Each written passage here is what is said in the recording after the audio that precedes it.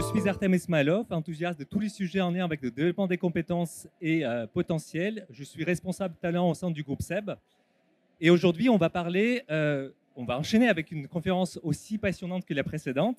On va parler effectivement du sujet qui n'a pas passé à côté de quasiment toutes les conférences d'aujourd'hui. On va parler de l'IA générative. Et on va se poser la question, est-ce que l'IA générative, c'est la fin d'évaluation des compétences avec nos deux experts qui sont ici présents. Effectivement, l'IA a fait un chemin très passionnant depuis la fin de l'année 2022. Effectivement, l'adoption était très rapide. Et même aujourd'hui, on arrive enfin à voir quelques solutions vraiment qui ont fait des preuves au sein de l'entreprise. Et l'idée aussi, aujourd'hui, c'est de découvrir quelques cas pratico-pratiques qui ont été expérimentés grâce à nos experts ici présents. Et donc, nos deux experts sont Marc Alperovitch, président et fondateur d'Isogard, leader international dans le domaine de évaluation et certification pour accompagner les processus de recrutement, gestion des talents et éducation. Et Anaïs Pierre, directrice de PwC, un réseau sur 5 continents proposant des services de conseil, d'audit et d'expérience juridique et fiscale pour les organisations de toute taille et de tout secteur d'activité. Eh bien, sans plus tarder, je vais passer la parole à nos deux experts pour découvrir ce sujet passionnant. À vous l'honneur, messieurs, dames. Merci. Alors, avant de se demander si l'IA générative a tué l'évaluation des compétences, on peut d'abord se demander à quoi ça sert d'évaluer les compétences. La première chose, c'est qu'un test d'évaluation, ça permet d'avoir un résultat objectif. Si le test est bien fait, il va être capable de déterminer si une personne a la compétence ou si elle ne l'a pas. Et donc, plutôt que de prendre des décisions basées sur une intuition, un sentiment, on va avoir une mesure objective de la compétence du candidat. Alors, il y a une bonne façon de mesurer les compétences, c'est de mettre un humain face à un autre humain et puis qui dialogue et il se rend très vite compte si l'autre a la compétence. Mais ça prend beaucoup de temps. Donc, les tests d'évaluation, ça permet de mesurer la compétence de façon plus rapide sans avoir besoin d'utiliser une personne qu'on va mobiliser pour interviewer le candidat. Une fois qu'on a cette mesure, on peut prendre des décisions qui sont plus éclairées, soit des décisions de recrutement. Est-ce que je vais engager ou pas cette personne? Est-ce que je vais lui offrir une formation avant de l'engager? Ou soit, dans le cadre de formation, on va pouvoir avoir des recommandations de formation qui sont plus précises, plus adaptées, parce qu'on a une bonne connaissance des compétences du candidat. Alors maintenant, la question qu'on voudrait se poser, c'est est-ce qu'avec l'IA, tout ça, c'est fini? Est-ce qu'avec l'IA, on ne peut plus faire d'évaluation où il y a un enjeu à la fin? Et là, je crois que je vais passer la parole à Anaïs. Oui, et merci beaucoup, Marc. Et juste peut-être un petit point sur ce que tu viens de dire par rapport à l'évaluation et au mode d'évaluation, parce qu'on constate de plus en plus aujourd'hui, et ces 2 dernières années, que l'auto-positionnement fleurit de plus en plus et on demande finalement aux collaborateurs de s'auto-évaluer via un questionnaire pour pouvoir identifier quels sont leurs points forts et leurs axes de développement. Et donc, peut-être avant d'aborder ce sujet de l'évaluation et de savoir si l'IA générative va tuer l'évaluation en tant que telle, qu'est-ce que tu en penses, toi, Marc, en tant qu'expert de ces sujets d'auto-positionnement? Alors, l'auto-positionnement, en fait, ça va dépendre de l'enjeu. Si je suis là pour obtenir un poste, obtenir un job, obtenir une promotion, ça va être assez difficile d'être honnête. Il va y avoir un biais dans l'auto-évaluation qui va toujours être de dire j'ai la compétence, parce qu'on se dit que si on dit qu'on n'a pas la compétence, on ne va pas avoir la récompense dont on parlait tout à l'heure. Dans le cadre du recrutement, de la formation, là, effectivement, demander à quelqu'un de s'auto-évaluer, ça peut être pertinent. Il y a des bons outils pour faire ça. Le petit risque, c'est la surévaluation de la compétence, parce que souvent, par exemple, dans les hard skills qu'on mesure chez Isogard, se servir d'Excel, se servir d'un outil bureautique, on va spontanément, en toute honnêteté, surévaluer sa compétence et donc peut-être avoir une formation qui va être un peu moins adaptée à celle dont on aurait vraiment besoin. Donc du coup, si je reprends ta question, j'aimerais qu'on fasse en fait le parallèle avec la partie recrutement. Parce qu'on voit de plus en plus aujourd'hui de nombreux candidats qui font appel à l'IA générative, soit pour générer leur CV, ou en tout cas l'améliorer, écrire leur lettre de motivation et faciliter finalement l'envoi de candidatures à un certain nombre d'entreprises et même à des entreprises auxquelles ils n'auraient pas pensé et auxquelles ils peuvent postuler grâce à l'IA générative. Et de l'autre côté, si on se place côté recrutement, équipe recrutement, que ce soit dans un cabinet de recrutement ou côté ressources humaines, Mais il y a eu un certain nombre de réflexions qui ont été menées. Est-ce qu'il est nécessaire de contrer obligatoirement toutes les actions autour de l'IA générative que les candidats pourraient mettre en place? Ou au contraire, est-ce qu'on ne pourrait pas utiliser l'IA générative comme un outil, comme un levier? Et donc on constate que de plus en plus d'entreprises, au niveau du recrutement, utilisent aussi l'IA générative pour générer des offres, par exemple, mais également pour faire une sorte de préqualification des CV, potentiellement les anonymiser aussi, pour voir comparer à compétences égales ou comparer par rapport à leurs besoins. Et donc du coup, la question qui pourrait se poser, Marc, c'est est-ce que côté évaluation, on est suffisamment mature pour pouvoir utiliser l'IA générative, ou est-ce qu'on est obligé, encore aujourd'hui, de se poser un certain nombre de questions sur l'utilisation de l'IA générative? Alors, par rapport à ce que tu disais, il y a une première chose, c'est qu'aujourd'hui, avec Babel, on peut écrire des tests en anglais. Avec GPT, on peut répondre à plein de questions. Mais si le collaborateur en position de travail, à chaque fois qu'il fait un truc, il doit le demander à une IA, d'abord, il va être malheureux, et puis ensuite, il ne va pas être très efficace, il ne va pas être très productif. Donc, il y a quand même un besoin de savoir qu'est-ce que les gens savent faire sans IA. C'est quand même important. Avec comme problème que l'IA, c'est répondre à énormément de questions. Par exemple, avant, il y avait des devoirs maison. Donc, les devoirs maison, ça notait les parents. Est-ce que les parents savaient bien faire le problème qui était posé? Maintenant, le devoir maison, ça note l'IA, c'est-à-dire est-ce que l'IA a bien su répondre aux problèmes de maths, aux problèmes d'histoire qui étaient posés par l'enseignant. Et donc, on voit qu'on ne peut plus donner de valeur à une réponse qui a été fournie sans surveillance. Parce que dans beaucoup de cas d'usage, l'IA va offrir une possibilité de donner la réponse. Donc, faire passer un test de recrutement chez un candidat, chez lui tout seul, c'est délicat, il faut vraiment avoir confiance dans ce qu'il fait. Alors, la bonne nouvelle, c'est qu'il y a deux solutions. La première, c'est de faire venir le candidat chez vous et puis de le surveiller pendant qu'il passe l'examen. Mais ça, pour les grosses boîtes de recrutement, pour les gens qui recrutent beaucoup, ça peut être un peu compliqué à mettre en place. Ou bien la surveillance à distance.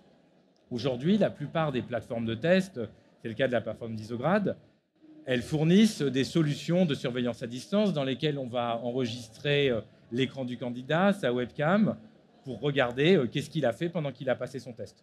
C'est une vraie industrie, cette surveillance à distance. C'est-à-dire que nous, on utilise une solution externe dont le métier, c'est de faire de la surveillance à distance. Et je crois que c'est votre cas chez PwC. Oui, tout à fait. Pour les tests d'anglais en fait, qui sont réalisés à distance, chez PwC, on a demandé la vidéo pour qu'on puisse regarder si le candidat triche ou pas, pour qu'on puisse garantir un même niveau d'évaluation à ceux qui viennent en physique dans nos locaux et ceux qui réalisent le test à distance. Alors maintenant, si on se place du côté de l'évaluateur, est-ce qu'aujourd'hui, on peut mettre une IA face à un candidat et lui dire est-ce qu'il sait faire ci ou est-ce qu'il sait faire ça? Est-ce qu'on a atteint le stade de maturité où l'IA peut remplacer complètement en autonomie les tests d'évaluation? Je crois que la réponse, c'est non ou pas encore. On se reparle peut-être dans un an, on verra. La première raison, c'est pour des problèmes éthiques.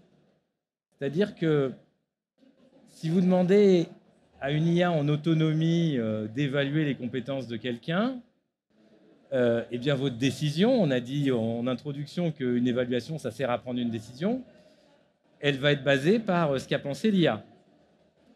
Et bien sûr, l'évaluation humaine, elle est biaisée aussi. Il faut pas se... Mais à la fin, c'est des humains qui travaillent avec des humains. Donc on préfère peut-être une évaluation biaisée par un humain qu'une évaluation biaisée par une IA. Ça fait quand même un peu plus de sens. Donc je crois qu'il faut, avant d'automatiser, avant de tout lâcher, il faut se poser la question, est-ce que c'est éthique et est-ce que ça reste juste? La deuxième raison pour laquelle on ne peut pas aujourd'hui laisser des IA en autonomie évaluer des humains, c'est la fiabilité de leur réponse qui est quand même assez variable. En fait, elle va beaucoup dépendre du domaine. Sur les domaines, quand la réponse est complètement objective, effectivement, l'IA est capable d'évaluer la réponse du candidat en autonomie. Typiquement, chez Isograd, en ce moment, on travaille sur sur des tests de langue entièrement basés sur des questions ouvertes. Donc le candidat, on lui pose des questions, il répond par oral ou par écrit, et c'est une IA qui va évaluer ses réponses et dire si elles correspondent à un niveau d'anglais entre A1 et C2, et à la fin du test, on est capable de le positionner sur une échelle internationale. Là, c'est très objectif. On ne demande pas est-ce que sa réponse était intéressante. On demande est-ce qu'il y avait des fautes d'orthographe, est-ce qu'il y avait des fautes de grammaire, est-ce qu'il y avait le bon nombre de mots, à peu près, et est-ce qu'elle correspondait bien à la question qu'on a posée. Ça, une IA sait le faire, et c'est vraiment bien le faire. Par contre, si on est sur des sujets un peu plus subjectifs, des soft skills ou des compétences techniques où il peut y avoir plusieurs réponses, là, aujourd'hui, laisser une IA en autonomie, ça n'a pas beaucoup de sens. Et s'il y a un humain qui doit repasser derrière, alors ça ne sert plus à rien. Autant que ce soit l'humain qui regarde directement la réponse du candidat parce qu'il ne sera pas influencé par l'analyse qui a été faite par l'IA. Et puis, la troisième point, mais qui est un peu spécifique là, à certains domaines d'évaluation de hard skills, c'est qu'aujourd'hui, dans les hard skills, souvent, on fait passer des exercices pratiques. Je sais pas, chez Isograd, on fait des tests sur Excel. Si vous passez un test sur Excel, on va vous ouvrir un Excel et puis on va vous demander de faire des opérations dedans, et puis à la fin, on va vous dire si vous les avez bien faites ou pas.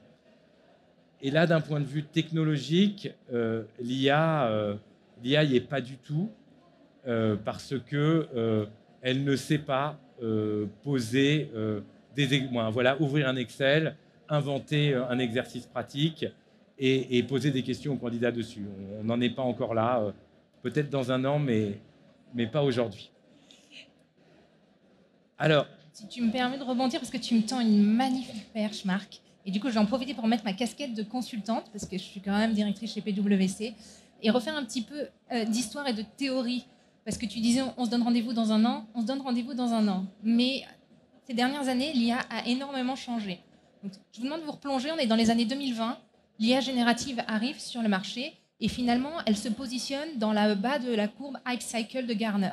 Donc pour ceux qui ne connaissent pas cette courbe, c'est une courbe qui permet de mesurer à la fois la maturité et l'adoption des technologies. Donc vraiment, on est en 2020, l'IA générative est au bas de la courbe.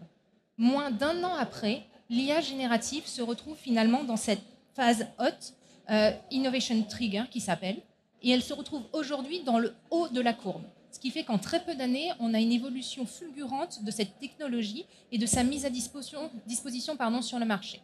Alors, bien évidemment, ce n'est pas encore totalement prêt, puisque qu'est-ce que ça veut dire être en haut de cette courbe? Ça veut dire tout simplement qu'il y a de très fortes attentes sur l'IA générative.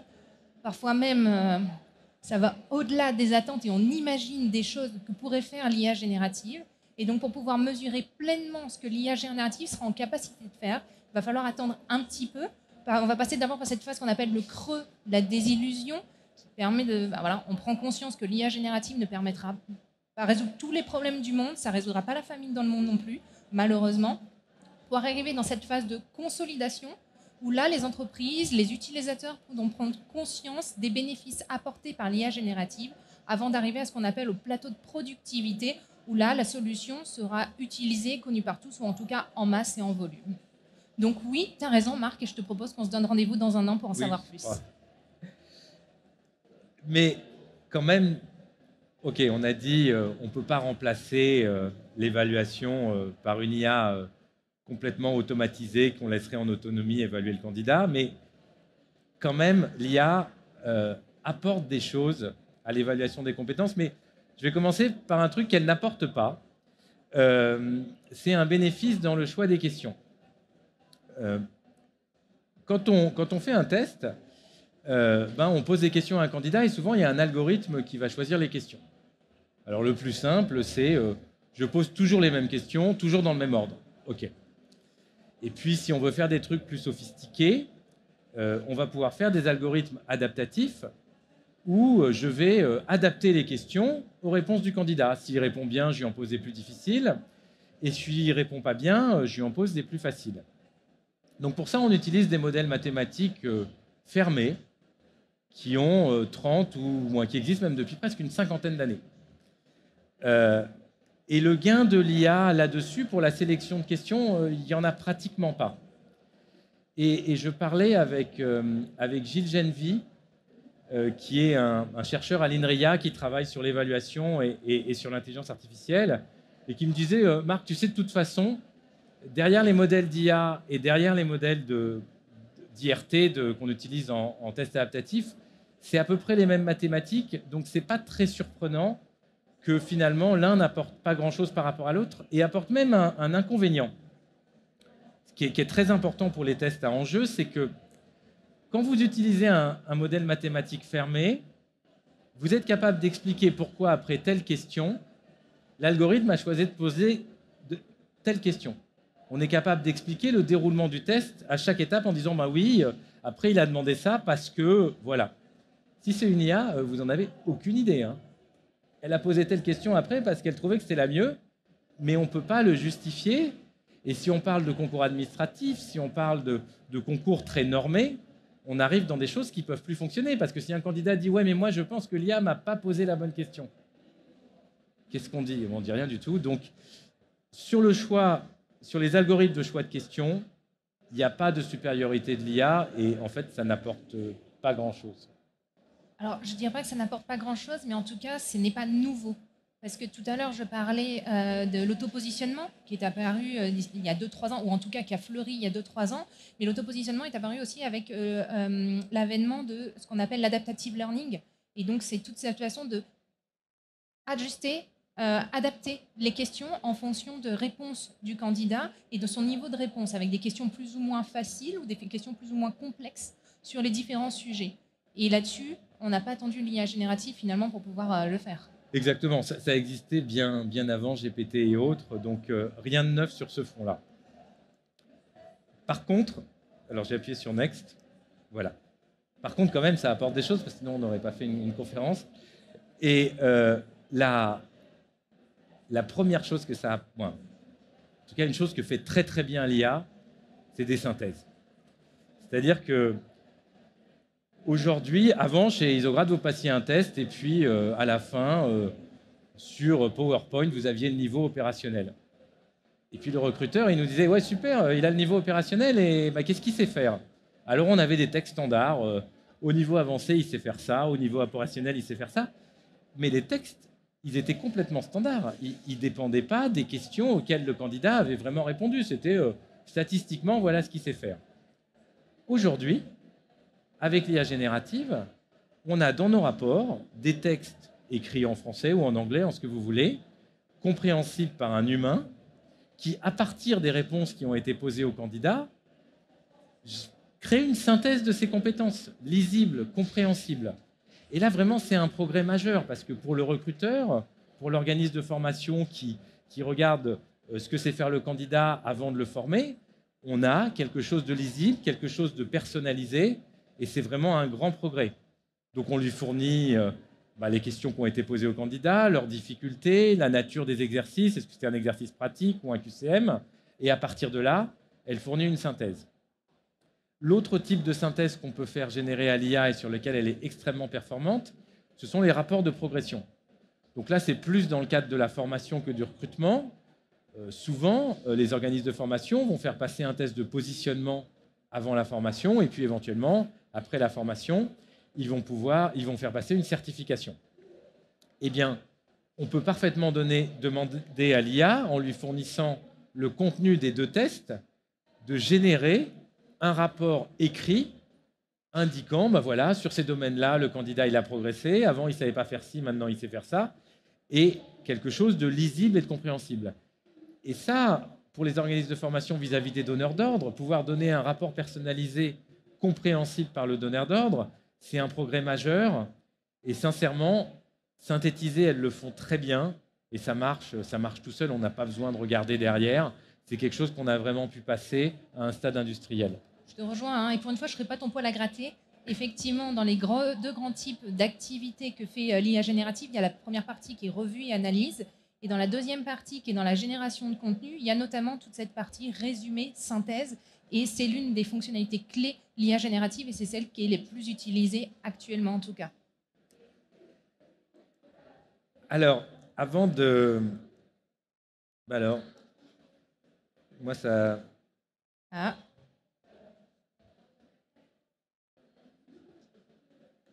Voilà. Ah non, il faut retourner. Alors avant d'attaquer ce qu'on peut faire ou ce qu'on va pouvoir faire avec l'IA générative, il faut... Alors déjà, avec l'IA tout court, parce qu'on ne parle plus d'IA générative, il faut que je fasse une petite parenthèse sur les embeddings. Les embeddings, c'est un terme un peu technique, mais très important en sciences artificielles. Qu'est-ce que c'est qu'un embedding? C'est une représentation vectorielle, donc une série de nombres, de quelque chose. Je peux donner à une IA un texte, et elle va sortir un vecteur qui représente ce texte. Je peux lui donner une liste, elle va sortir un vecteur qui représente cette liste. Je peux lui donner une image, elle va sortir un vecteur qui représente l'image. Et l'avantage, c'est qu'une fois que j'ai ces vecteurs, je peux faire des opérations mathématiques dessus qui vont me permettre de tirer de l'information. Par exemple, je peux mesurer, alors s'il y a des gens qui ont des souvenirs de mathématiques, je peux mesurer la distance entre deux vecteurs. Et deux textes qui disent à peu près la même chose, eh ben, leurs embeddings, ils vont pas être très loin. Et deux textes qui disent des choses très différentes, leurs embeddings vont être assez loin.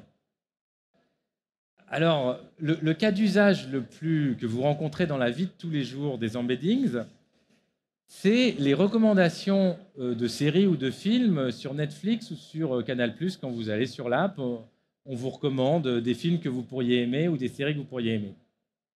Qu'est-ce qu'ils font?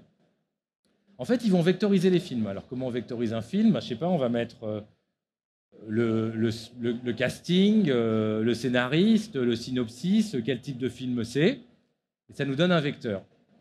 Et puis, on va vectoriser comme ça les différents films que vous avez vus, puis on voit si vous les avez aimés ou pas, et puis il y a un nouveau film qui arrive, et on regarde si, vectoriellement, il est proche des films que vous avez aimés, ou s'il est proche des films que vous n'avez pas aimés. Et on vous dit, ben, celui-là, il devrait vous plaire.